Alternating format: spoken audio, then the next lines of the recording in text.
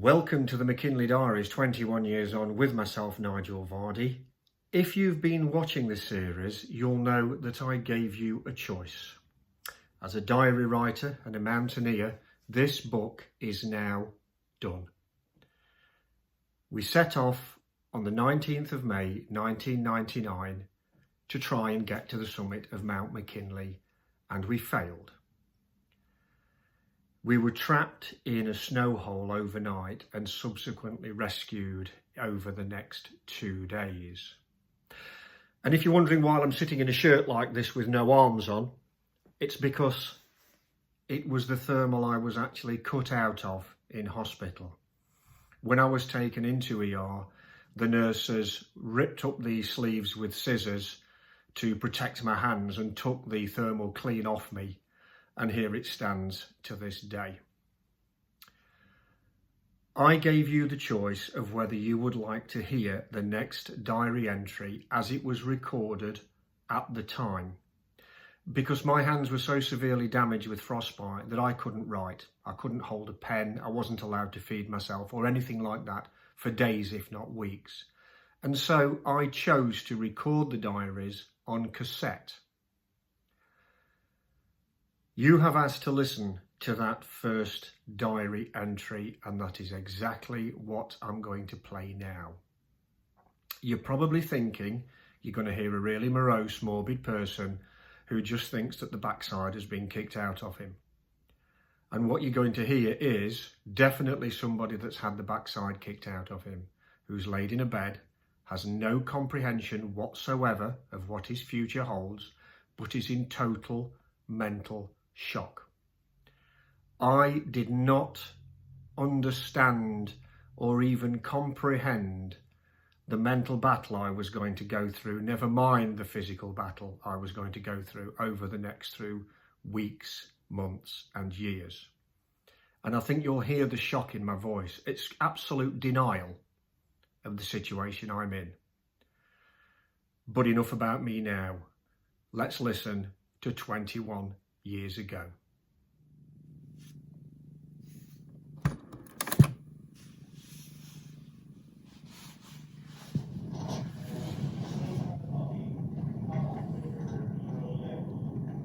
Continuation of diary, audio version, starting on Wednesday, Summit Day.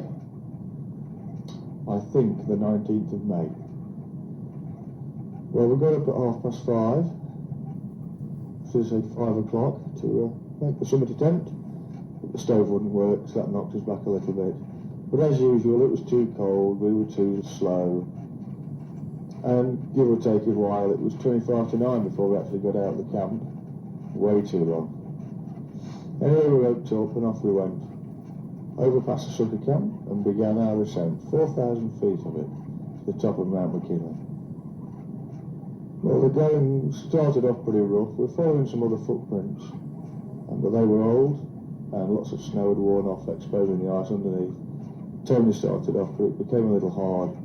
Steve took over.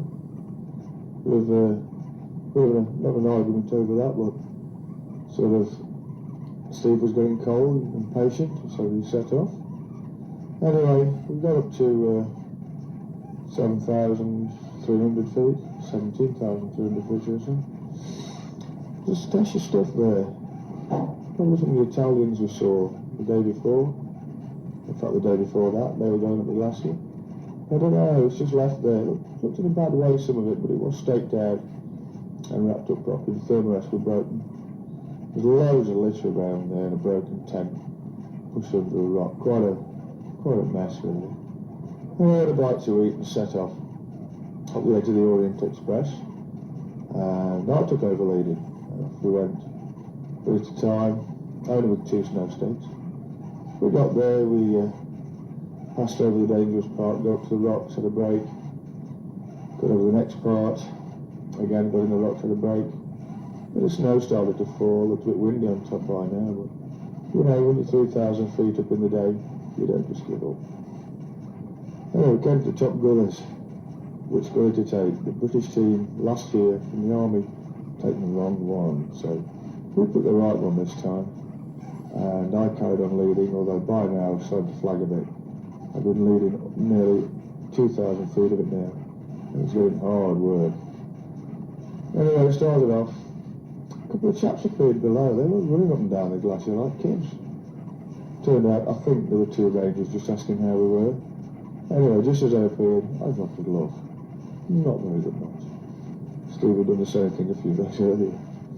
Anyway, a little bit of set now. I dropped a left and he dropped a right, so something. Anyway, we cracked on up to the top of the glacier. Steve and Tony got the down jackets on, got suited up. Very good idea. But left me right in the middle of a gully. I was freezing. But still, plodded on. Got just below the summit plateau. Got my downy on. I got covered up. By this time I'd got full thermals, full mountain equipment, full Montan, down jacket.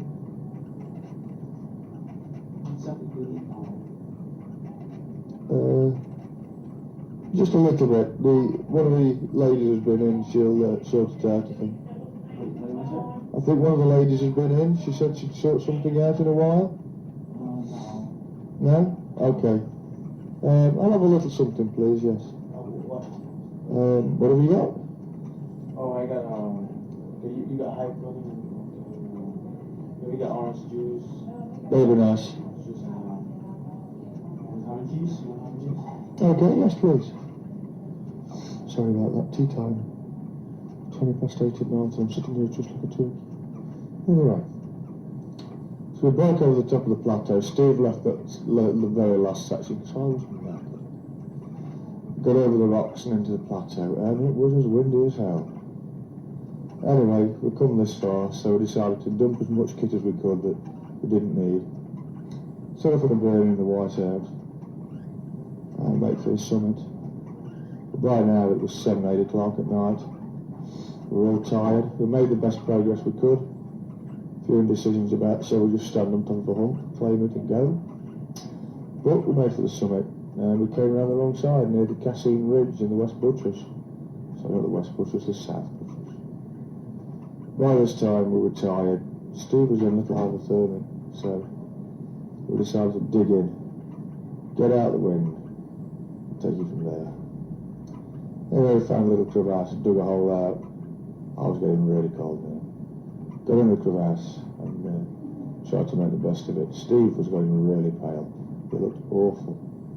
Anyway, we huddled up to him, me and Tony, tried to give him some warmth, keep out the wind. It was really uncomfortable, quite cold, really exposed, but it was better than standing out there. Anyway, the next day,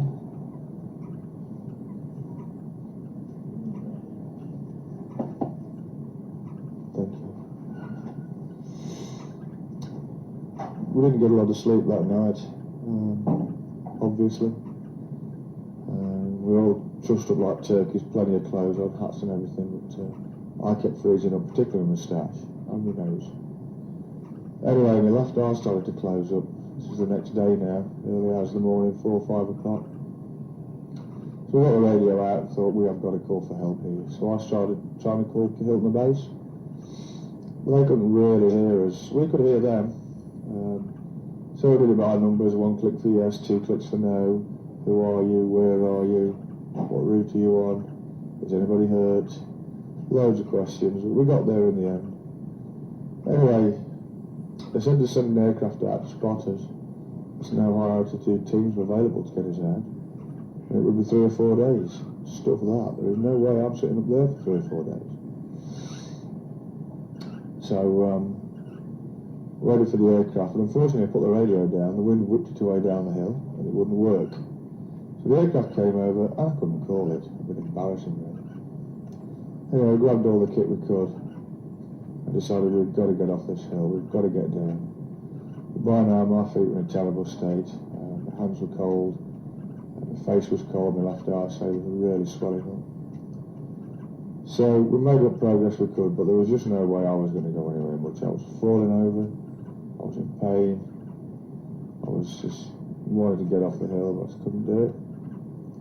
So we got down to about 19.5 and Steve said, look, you two dig in here, I'll go and get help. So me and Tony sat there, couldn't get a drink, all the bottles had frozen up. We tried everything. putting them in a coach, breathing on them, shaking them, everything we could to try and unfreeze them, but nothing seemed to work. And in that day I drank absolutely nothing on the hill. All I ate was one sweet.